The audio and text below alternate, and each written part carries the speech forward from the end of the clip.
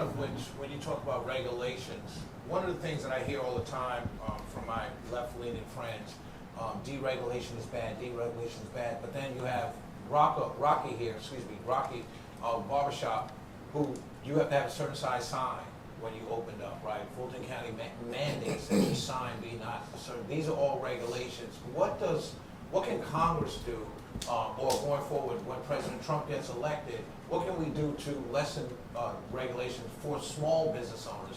We're not talking about the water, clean air. We're talking about small businesses. What is he talking about? No, I was just going to pump that to Dr. Carson. Oh, actually, hold on. Before the administration. Hello. Oh, Hey, Mr. President. Mr. President, how you doing? Well, I'm going to put you on speaker, but actually a great question just came up. We're talking about regulations and some of the things that can be done to alleviate the regulation burdens on a lot of businesses. But I'm going to put you on speakerphone for everybody to hear. Hold on a second. All right, everybody, you're on with the president. Hello, Mr. Hey, President. Mr. President. Hello, everybody. It's great to be with you. I hope I'm being well represented. I have a feeling I am. I know them very well. So I hope so. No, you are, sir. But a question came up about regulations. And so what's your view of what we need to do with regulations when you come back into office? Well, as you know, I cut taxes and regulations more than any other president. We had the biggest tax cut, and bigger even than the Reagan tax cuts. And I also cut regulations far more than any other president. And they have put a lot of them back already. We will get them cut so fast. And you know, it's very interesting when I went to business leaders and said, which was more important, these big tax cuts or these big regulation cuts? Almost every one of them said regulation cuts. And it made a big difference to their businesses, small businesses and big businesses. Great question. Awesome.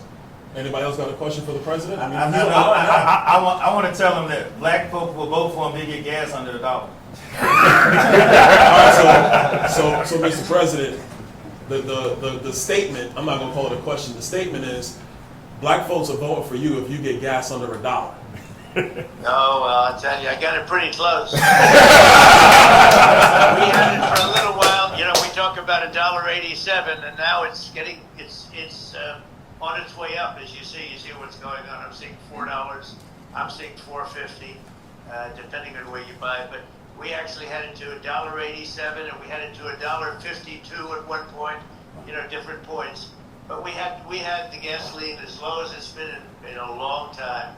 So I don't know if I can guarantee $1, but we're going to get it as low as we can. And that's a big spur for the economy. The lower you get it, that's a big spur for the economy. Hey, Mr. President, it's Wesley Hunt here. How you doing, sir? Hi, Wesley.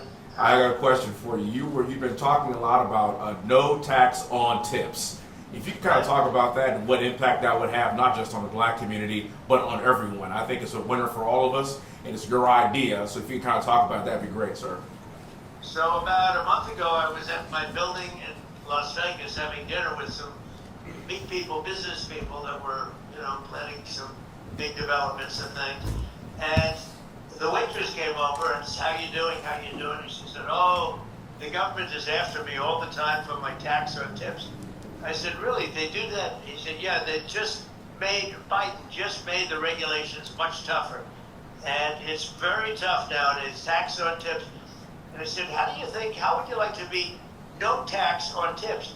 Because first of all, it's very hard, you know, it's a very hard thing to control from the government standpoint. But the people are very unhappy about what's happening, especially the new regulations.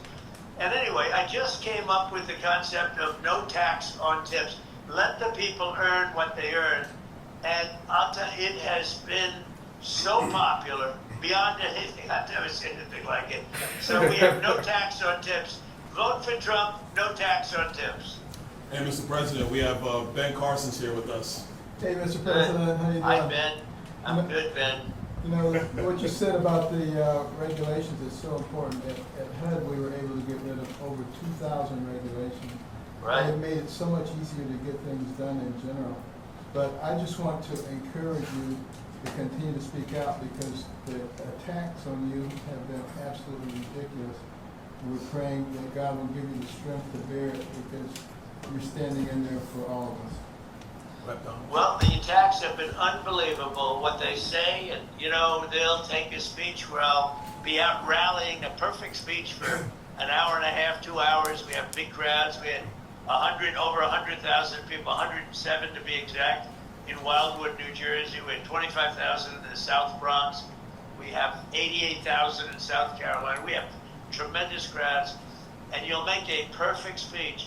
And this lowlife Biden will take the speech, him and his people, and they'll cut sentences out, cut words out, cut sentences out. Oh, Trump, look, he didn't make a good speech. And I do them largely without teleprompter. I don't need a teleprompter. He can't read a teleprompter. But these people are nasty. They're really horrible people. They really are. It's a shame. It's a shame. I've campaigned a lot over years, not even, for myself, but in particular, I've campaigned against some pretty bad people for others. But there's never been anything like this. They make up things. Suckers and losers, which was never said. They know it. They make it up. They literally make it up. You saw it with the 51 intelligence agents where they said that they got this done, where they said that the Hunter laptop from hell was all Russia disinformation. And, it's just a total made-up thing. These people, so you're right about that, Ben, when you say it really is a shame. But the people understand it. We're leading in every poll, and we're leading every swing state. And one just came out, I guess, Nate Silver, the New York Times, that we have close to a 66% chance of winning, which is a pretty good chance, I guess, when you think about it, right? Hey, Mr. President, you got time for 2 more questions? Yeah, sure. All right. Hey, Go ahead. Mr. President, Shelley Winter, how are you, sir? How are you? Thank you very much. I wanted to ask you, the debate is tomorrow. Do you think that you will get, what many of my listeners are asking me, do you think that you will get a fair shot from Jake Tapper and Dana Bash? Do you think you'll get fake Tapper, right? Fake Tapper. Do you think you, It was cutting and out. Don Can you just Bash. repeat that question, please? Do you You think think you're you'll going to get get a fair shot from Jake Tapper and Dana Bash tomorrow night? Well, I think it would be good for them if they did it. I think probably not. It's very interesting. During the primary, CNN covered me, very, very tough, but they covered me all the time. And I won it very quickly. I won it in record time. And Byron knows that, and Ben knows that. They were all there, and Wesley was there. Wesley, good job on television this morning, by the way. Oh, thank you, sir. But they were all there. We won it in record. So now I'm making my speech to, accept everything and to acknowledge the victories and all. And CNN started off, and then they ended. Jake Tapper said, "All right, that's enough. We're not going to listen to him." So they cover the whole primary, but they don't cover my victory speech. So am I going to get a fair? Probably not. But it would be very good for CNN. They're having a lot of ratings problems. I think it would be very good for CNN actually, in terms of its credibility. It'll be interesting to see. All right, last question, Mr. President, Coach. Yes, Mr. President, how are we doing today, sir? Hi, Coach. All right, my question is, in the black community, it's been made a big deal about how you have been kind of railroaded here as far as your court cases go and everything. Yeah. And the support that you'll receive from the black community is kind of like a sympathetic kind of support, because it's understood that we've received a similar, not even similar, but basically we've been railroaded since the day we came here. We felt that way, right? So if you can acknowledge that you are getting support from black people because of this, then we can kind of acknowledge that we have been getting railroaded. So my question is, what can you do about those Alvin Braggs on your side that have been doing such railroading from the time? What can we do about those Fonnie Willises and Alvin Braggs that are right now sending some poor black person to jail for some crime that they're doing? Well, it's an amazing thing when this happened. And as you saw, all the legal scholars say these are not cases. These are not cases should be brought. It's just a terrible thing. It's weaponization. And it comes out of the White House, even when it's city and state, comes out of the White House in order to attack a political opponent. But since that happened, the black support, I think by representatives will tell you this, the black support has gone through the roof. Yes, sir. And I guess they equate it to problems that they've had. But since this has happened, like the mugshot is the best.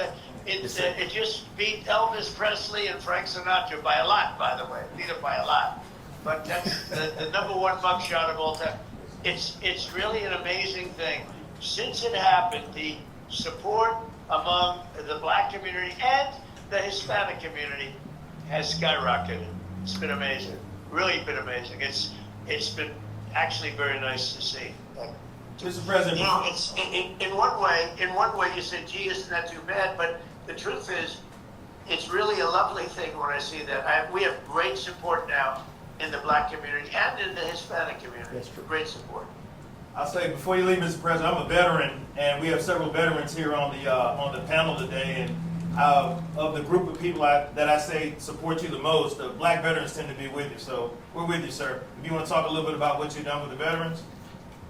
Well, I just want to thank everybody, and it was, you know, it was in fact, if we did it tomorrow, I'd be there. I'd be there despite tomorrow evening. It's going to be big, and they say maybe the biggest. Somebody said this will be the highest rated show of all time. I said, don't tell me that. I don't want to hear that. Hey, I'm not interested in listening to that. I actually said that to Byron. I'm not interested in hearing it. But I just want to thank everybody for being there. You have my support. You know, we did a tremendous amount. I wrote it down just a little while ago, knowing I was going to make this call. Achieved the lowest African American unemployment rate, the lowest ever. We delivered the largest small business tax cuts ever. We lifted 6.6 million people out of the poverty, which is a record. Black Americans saw their largest increase in home ownership ever. We gave record funding for historically black colleges and universities.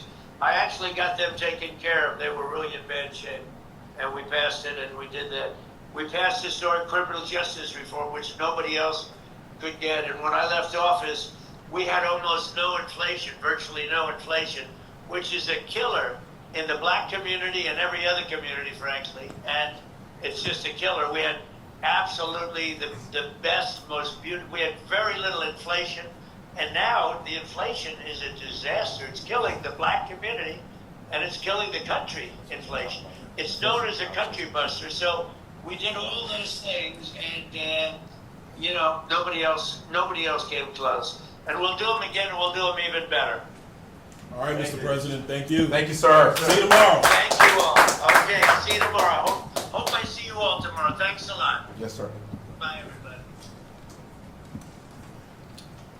I tell you, when we get a chance to, I'd love to have you ask them a question about and really dive into the impact of access to capital that was post-responded with COVID-19. And I wanted to ask him, and you all get the opportunity to ask him, what type of programs would put in place to have access to capital in this society that we have? And So that I'm was glad a that major you thing. asked. Yeah. You know, you just stepped into my wheelhouse, right? I'm happy to hear it. I'm glad you Let's asked. talk about it. So- Yeah, Barbershop. So listen, I sit on financial services. I worked in banking. Okay. There's a couple of major issues. The first issue is overall federal regulation. Yeah. If you go back even before COVID, go back to the Great Recession, as we like to call it now, back in 08 and 09, when Obama and that Congress, both House and Senate, they passed through what they called Dodd-Frank. It was supposed to fix the economy and protect America from the big banks. Right. But the problem is, what that's done is made the big banks bigger. So the big banks are massively bigger now. Community banking has been destroyed in the United States. So you want to talk about access to capital, whether it's you, Latron, whether it's Rocky, anybody else trying to get access to a small business loan, it is so much more difficult today than it was in 2008. And it's not, It is. Rocky, am I It is. speaking facts? Facts. All right, there we go. So that's for y'all. Rocky knows what I'm talking about. Now, so you have to undo a lot of the damage done by Dodd-Frank because you have to open up. It's like logistics in food. You have to open up the lines of capital. You can't clog them down with regulation. You got to open that stuff up so business can do that. When President Trump in his last term, he signed legislation amending some of Dodd-Frank. to loosen up those lines. Second thing's happening now, the Federal Reserve under Joe Biden, they're talking about raising bank capital even more. But if you talk to the banks, they'll tell you the issue is not bank capital.